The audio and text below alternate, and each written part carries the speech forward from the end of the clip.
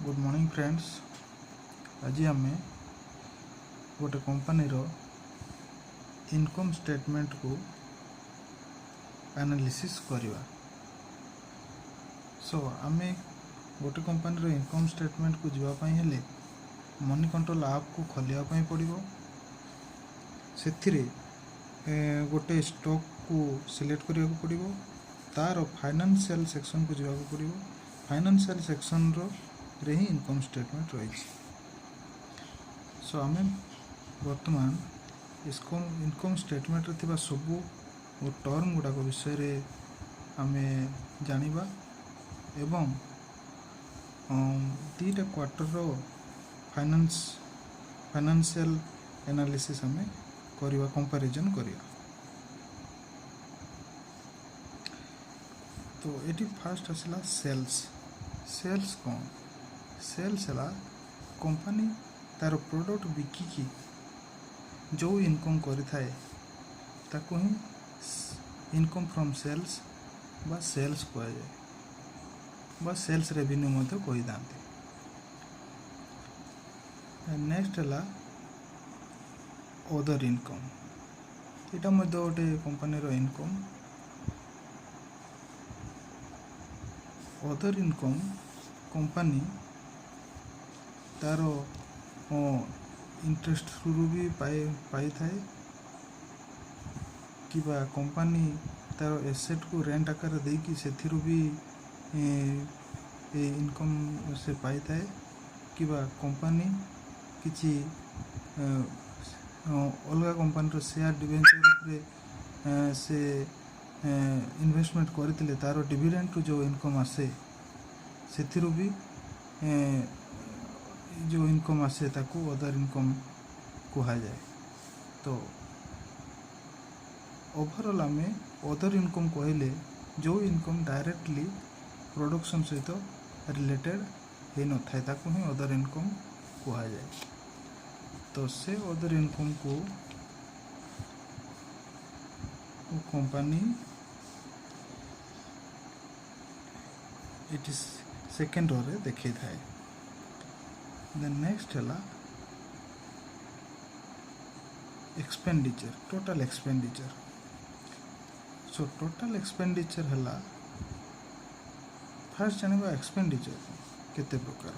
Expenditure है तीन प्रकार जमीक देखु capital expenditure, then revenue expenditure, then deferred expenses. ये तीन टाइप रो एक्सपेंडिचर को मिसई देले आम टोटल एक्सपेंडिचर पाई जा गोटे कंपनी रो। सो कैपिटल एक्सपेंडिचर है कंपनी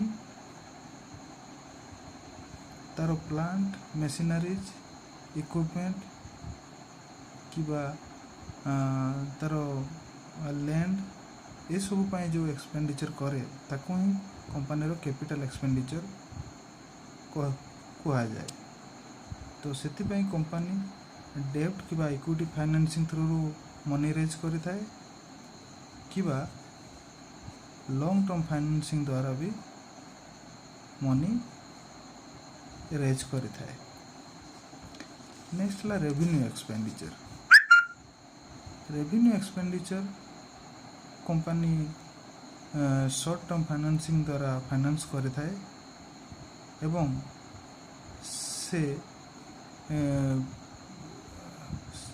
से मनी को से ऑनगोइंग ऑपरेशन रे day to day ongoing operation रे से एक्सपेंड करि थाए ताको ही रेवेन्यू एक्सपेंडिचर कहा जाए। नेक्स्ट है deferred expenses.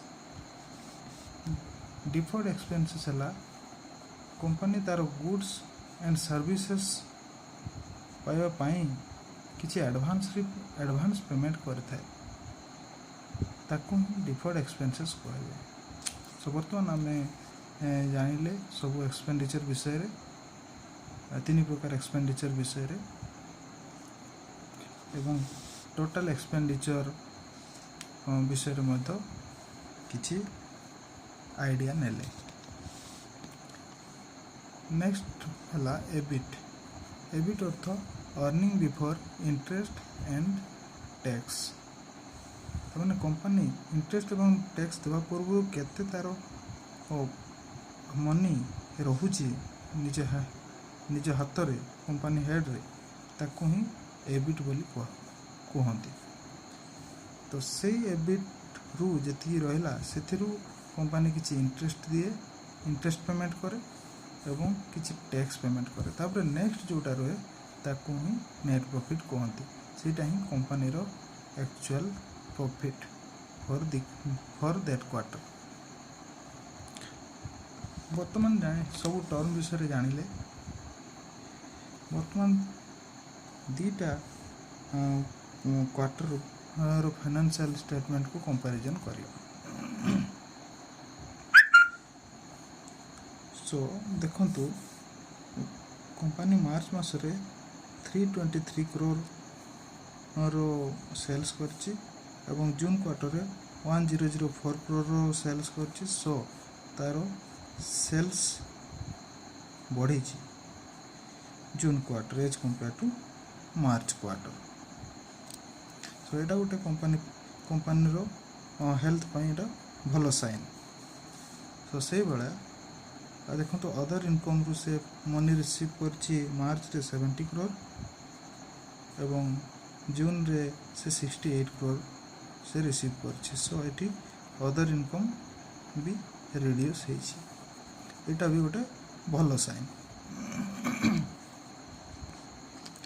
That means company more and more focus करछि तारो सेल्स रु रेवेन्यू जनरेशन करिबारे। नेक्स्ट देखंतु टोटल एक्सपेंडिचर मार्च रे हेछि 280 करोड़ एवं जून रे हेछि 237 करोड़। एठी भी से कंपनी देखंतु जून क्वार्टर रे टोटल एक्सपेंसेस रिड्यूस होइछि। दैट मीन्स कंपनी तार मनी को भल भाव से मैनेज करछि जहाँ फल से तार एक्सपेंडिचर को रिड्यूस करि पारिछि। सो से बड़ा देखंतु मार्च रे कंपनी तार टैक्स 24 करोड़ देछि एवं जून रे 81 करोड़ देछि। That means company definitely profit करछि भलो प्रॉफिट करछि।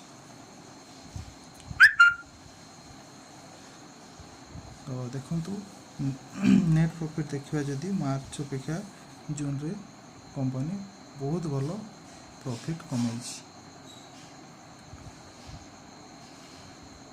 तो एई थिला आजिरो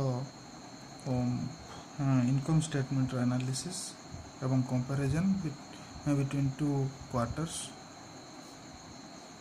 आशा करुछि आपण मानकु भलो लागिथिबो। धन्यवाद।